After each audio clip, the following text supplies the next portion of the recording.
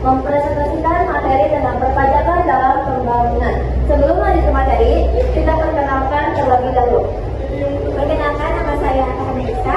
Nama saya Doman Rahmat. Nama saya Yohan Daraja. Nama saya Putri. Dan setelah perkenalan sudah selesai, kita lanjut dengan penyampaian materi. Materi pertama yang akan disampaikan oleh Ilma. Relasi pajak itu, pajak adalah pungutan wajib berupa uang yang berasal dari rakyat dan diberikan kepada pemerintah negara. Sehingga pajak adalah kewajiban bagi seluruh rakyat Indonesia agar negara mampu meraih pendapatan dan menjalankan pembangunan. Baik, selanjutnya tujuan dan manfaat perpajakan yang akan disampaikan oleh Hilman Nurman. Setelah mengetahui pengertian pajak, selanjutnya kita akan membahas tentang tujuan dan manfaat pajak. Yang pertama yaitu tujuan pajak. Yang pertama ada pendanaan pemerintah. Nah, pajak adalah sumber utama bagi pemerintah. Dengan mengumpulkan pajak, pemerintah dapat membiayai berbagai program dan layanan publik. Yang kedua yaitu mengatur distribusi kekayaan. Maksud di sini adalah pajak sebagai alat untuk mengurangi kesenjangan ekonomi dengan mereka yang membayar lebih banyak pajak yang mempunyai penghasilan atau kekayaan yang lebih tinggi. Yang ketiga yaitu stabilisasi ekonomi. Nah, maksud dari stabilisasi ekonomi adalah pajak dapat mengantarkan kesenjangan sosial dengan mengurangi inflasi atau mengatasi resesi sesuai dengan kebijakan fiskal.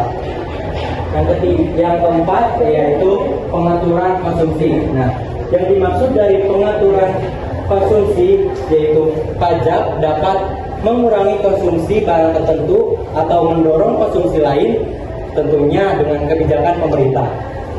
Selanjutnya yaitu pengaturan perilaku. Nah, di sini dapat diartikan bahwa pajak dapat mengubah perilaku masyarakat mengenai pembiayaan yang tinggi, produk kesehatan yang merugikan kesehatan, yaitu dengan mengurangi jumlah konsumsinya.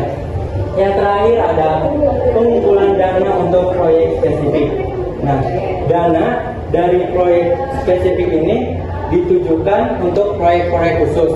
Salah satunya pajak jalan untuk infrastruktur jalan. Move dari tujuan kita ke manfaat pajak.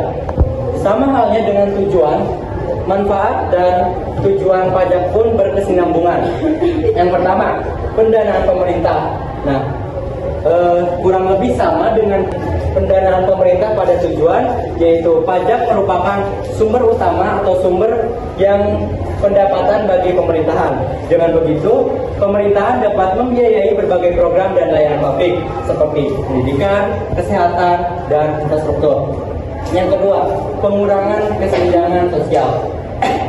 Nah, maksud di sini yaitu pemerintah berusaha untuk mengurangi kesenjangan sosial dengan membebani mereka yang berpenghasilan atau mempunyai kekayaan yang lebih tinggi. Selanjutnya, pengendalian inflasi dan resesi. Dalam pengertian ini, inflasi dapat dikendalikan dan merespon resesi, tentunya dengan kebijakan fiskal yang tepat. Selanjutnya, pengaturan konsumsi.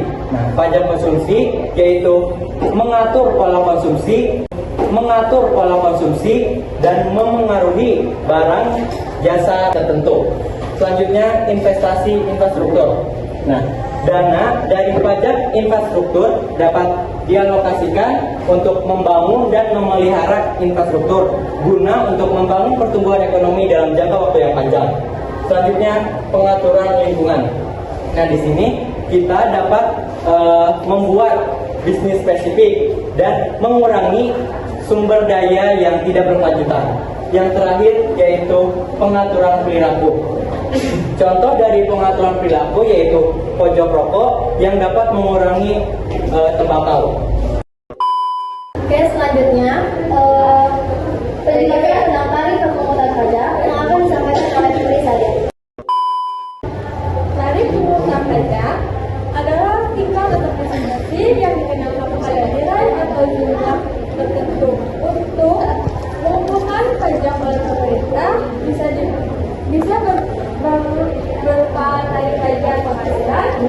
tarif pajak penjualan atau tarif pajak lainnya. Oke, selanjutnya penjelasan tentang perbedaan antara pajak dan pemungutan resmi yang akan disampaikan oleh Arhanesa. Perbedaan antara pajak dan pemungutan resmi. Pajak adalah bentuk pembayaran wajib kepada pemerintah yang diatur oleh undang-undang yang bertujuan untuk mendapatkan pendapatan bagi pemerintah guna membiayai pengeluaran publik seperti infrastruktur dan layanan sosial. Dan pemungutan resmi adalah proses pengumpulan berbagai jenis pungutan oleh otoritas yang ditetapkan oleh pemerintah.